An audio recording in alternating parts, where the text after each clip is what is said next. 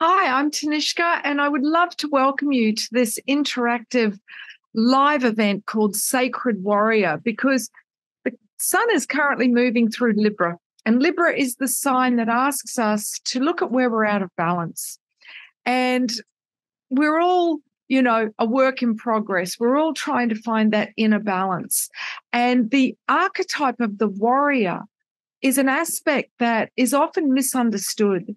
So I wanted to create this event to empower the warrior so that we aren't unconsciously escalating conflict in our relationships and in our life, creating stress and struggle. So what is a sacred warrior? Well, let's start by identifying what it isn't. So at stage one, the warrior archetype is very overt, aggressive. It uses brute force. And so we're kind of reactive like a child. We act without thinking, and this creates conflict and it escalates conflict. And that reactivity of the wounded child is what undermines trust and safety in our relationships. And it's basically that our default is we lock horns, we are oppositional with those who have a difference of opinion. And it's as if we're fighting for supremacy. In other words, we dominate for fear of being dominated.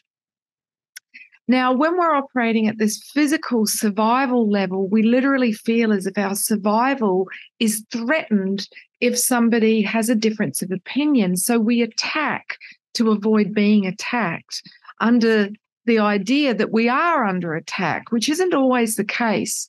Alternatively, if your inner warrior is completely disempowered, you're likely to avoid conflict at any cost.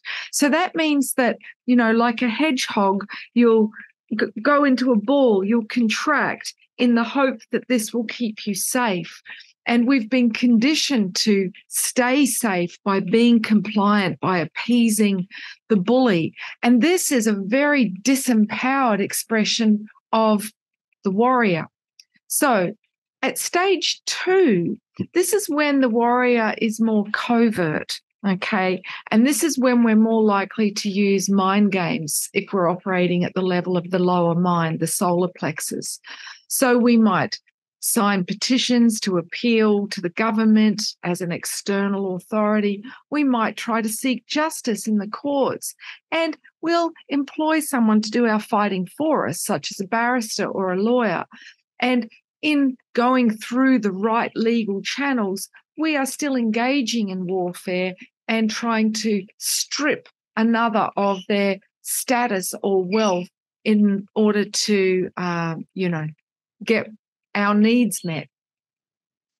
But if we are operating from this polarized mindset, engaging in acts of war, it's still war, just under a more civilized veneer. So, how do we transcend fighting? How do we transcend this paradigm of war? Well, we embody the sacred warrior. The sacred warrior is someone who seeks the enemy within. Instead of shadow boxing out there, we acknowledge, hey, we're living in a holographic universe. Everything is interconnected in the quantum field. And if I don't want to play it out in my waking life, I need to take responsibility for healing the inner conflict in me. So instead of enacting it out there, we go directly to the source. So this is when we can heal. And in doing that, we become more soul dominant rather than egoic. Yeah, when we're egoic, the personality is easily hooked in to karma drama. Whereas when we're soul dominant, we're more centered. Okay, we're able to hold our center line when others are behaving badly. And so it is enacting and embodying the sacred warrior that enables us to create a new paradigm where we can have peaceful exchanges, where we have a difference of opinion and not waste our precious time and energy fighting the old system. So this is the way of the alchemist rather than the activist. And this is how a rainbow warrior responds. So it is time to awaken the rainbow warrior. We are living in the time of prophecy, the time of the whirling rainbow. And in this event, I'm going to be taking you through a guided tour to meet the 7 masculine aspects or archetypes that govern the 7 major energy centers in our body, known in Sanskrit as chakras. So by meeting these aspects, you'll be able to see which ones are empowered and which ones are disempowered, so that you can take steps to create more balance in how you act out in the world and engage with others. So this is for men, for women, regardless of, your relationship status, your gender identity or preference, that all are welcome, because the soul is comprised of both feminine and masculine energies. And there are 7 feminine archetypes and 7 masculine archetypes, which I explain more in my Sacred Union book, called Creating Sacred Union Within.